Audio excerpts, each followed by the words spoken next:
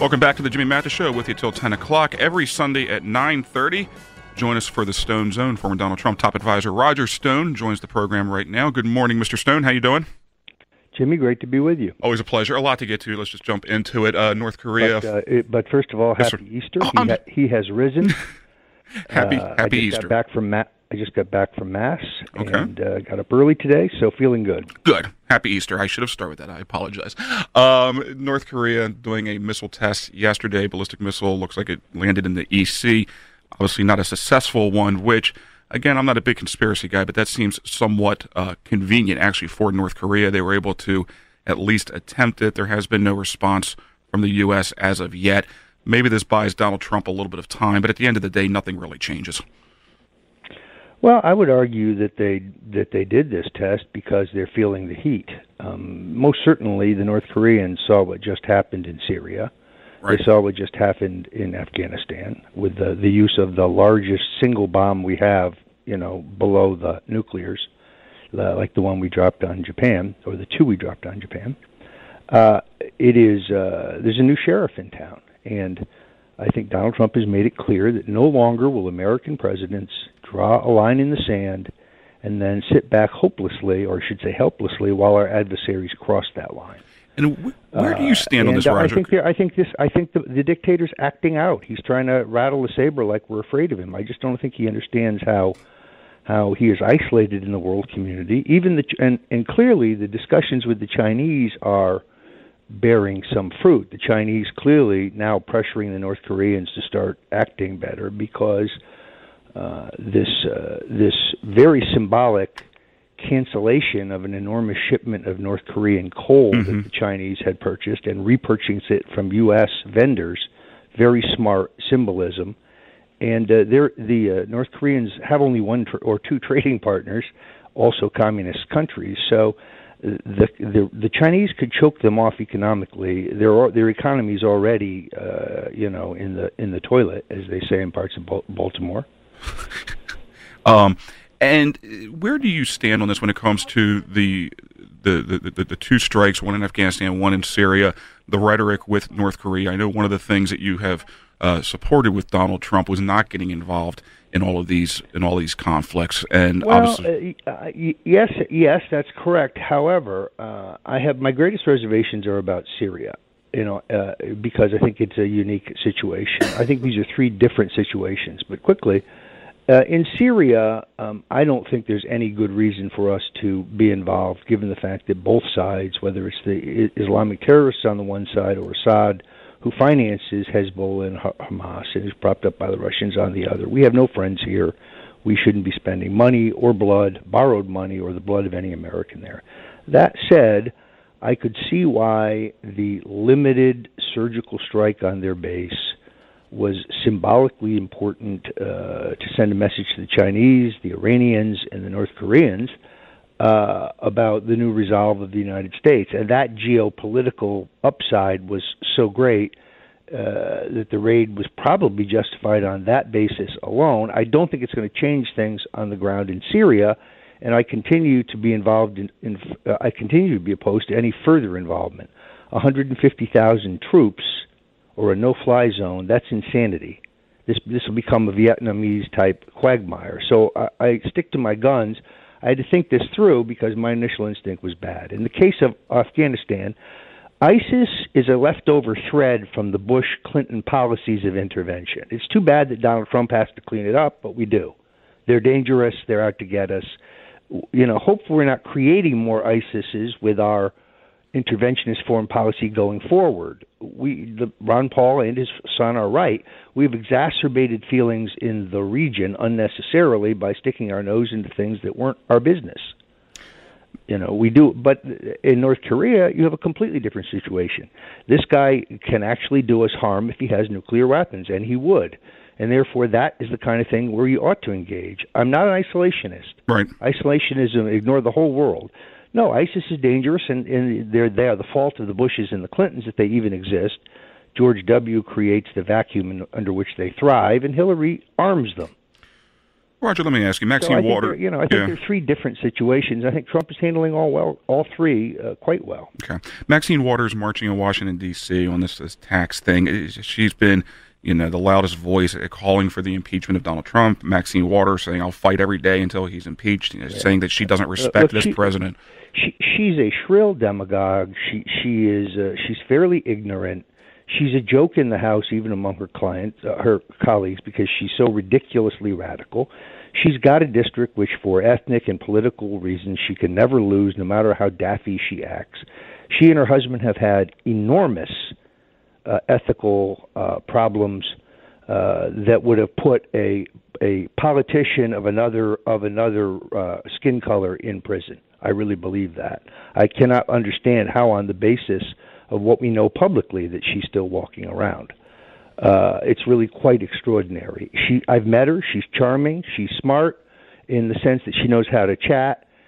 She was a lot of the things that people thought were bizarre that she said about the Bushes trafficking cocaine into Mena, Arkansas, was actually true. So every once in a while she stumbles onto the truth, but she can't really be taken seriously as a political figure. Trump administration coming out last week saying that they would not make the White House visitor logs public. There's some few exceptions to that when it comes to Freedom of Information Act, but tacking away from what had been standard policy under Barack Obama. Yeah, I think that's a mistake. Transparency is a good thing.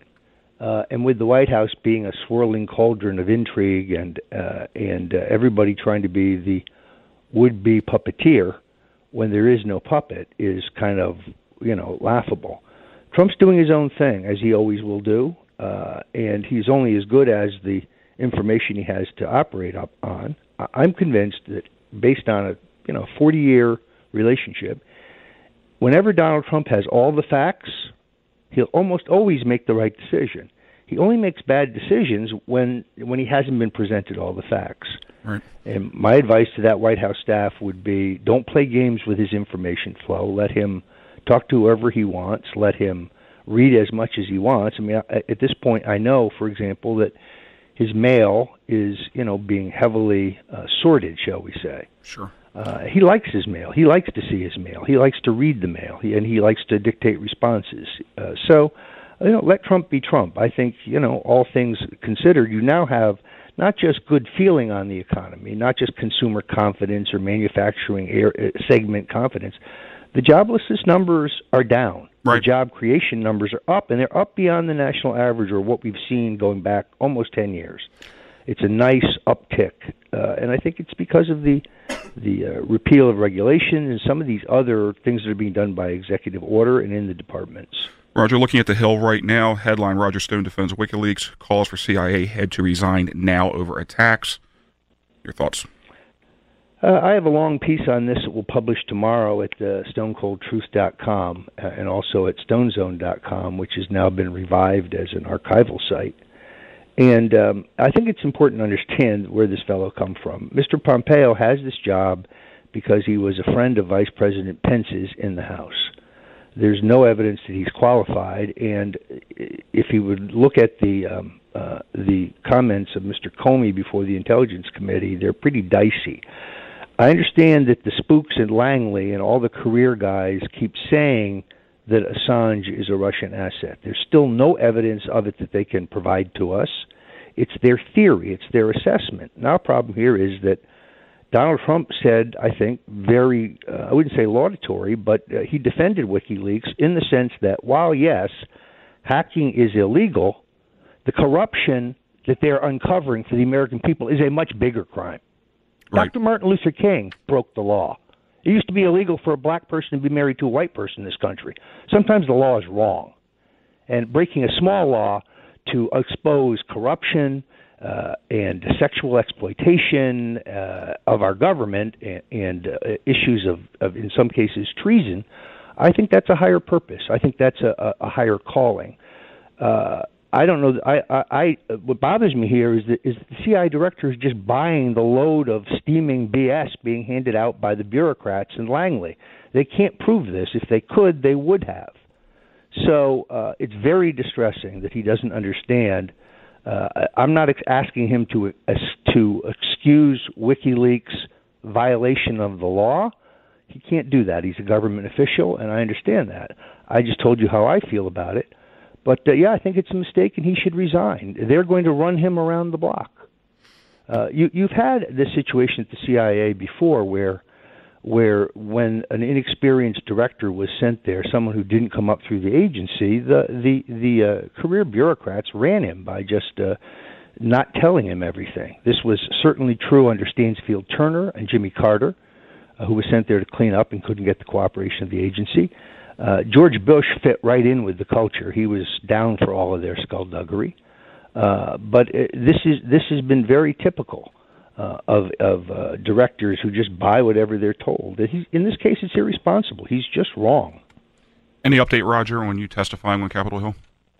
I hear absolutely nothing. But in all candor, I think the attack on Syria has knocked the wind out of this particular sail. Adam Schiff, who is the Sammy Glick of the U.S. Congress, trying to get to the U.S. Senate, think he might climb over my dead body and grab Dianne Feinstein's seat on the basis of this issue is, we now have factcheck.org publishing a piece saying that there's no evidence that Stone knew about the WikiLeaks hack of Podesta's email. Stone never said that. They go on to say that I never had demonstrated any knowledge of the substance or the timing beyond October of the WikiLeaks disclosures later in the campaign. So this balloon has been popped. I understand why I was the perfect victim. I'm a hyper partisan. I have a reputation for bare knuckle politics. I'm the Republicans Democrats love to hate. So it was a nice try. The problem is there's no cigar. It's just not true. I've never had any Russian contacts. Throw this out to you, Roger. Obviously, the situation in North Korea is hitting a tipping point right now. People have thrown out the possibility, is a solution taking out the leader? Is that an option right now? I mean, because it seems like other options are pretty few and limited, but just going in, taking out Kim Jong-un. I think it's a mistake to strategize these things in public, to be honest with you. I really think you have to keep your counsel. And it's very important. This is something Nixon told Kissinger over and over again. It's essential that your adversaries have no idea what you're capable of or what you're doing, particularly the first. Right. He called it the madman theory. He said, Henry, you go to the North Koreans and you tell them, look, Nixon's unhinged. The guy could hit the button any minute now. You better do something smart because I can't control him. Right. And, of course, it is you don't know what kind of diplomatic games are being played here, but they've got a clear signal from Donald J. Trump that he's not putting up with any crap. No, I think that message is absolutely. We have drawn the line with them. We keep letting them move forward. They keep denying that they have nuclear ambitions for the purposes of a weapon. At the same time, that's exactly what they're doing. Website, The Stone Zone, Making of the President, is your new book, Roger. And we have some news. May 27th is the date. May 27th, you were scheduled to be coming to Baltimore. We'll be holding a book signing. I believe the hours will be between 3 and 5 at Bread and Circuses in Towson, Maryland. So looking forward to seeing you again. The last time I saw you was out at the convention, so it'll be good to get you here in Baltimore and an opportunity for the listeners that hear you every Sunday to come meet you, buy the book, and I'm sure you'll be signing it. And Bread and Circuses is a great place. Owner's great. Can't wait for you to meet him. And it'll be good to get you in town. Well, I'm very excited about visiting the hometown of Spiro T. Agnew. Right. And we're going to have I think we're going to have a very lively time. I have to scaff up on some crab cakes since Mrs. Stone hijacked the ones that you sent me. She said, by the way, they were absolutely delicious. Well, they are from Pappas's off of Taylor Avenue, and I'll take you out there myself, and we'll get them, and we'll have some crab cakes together.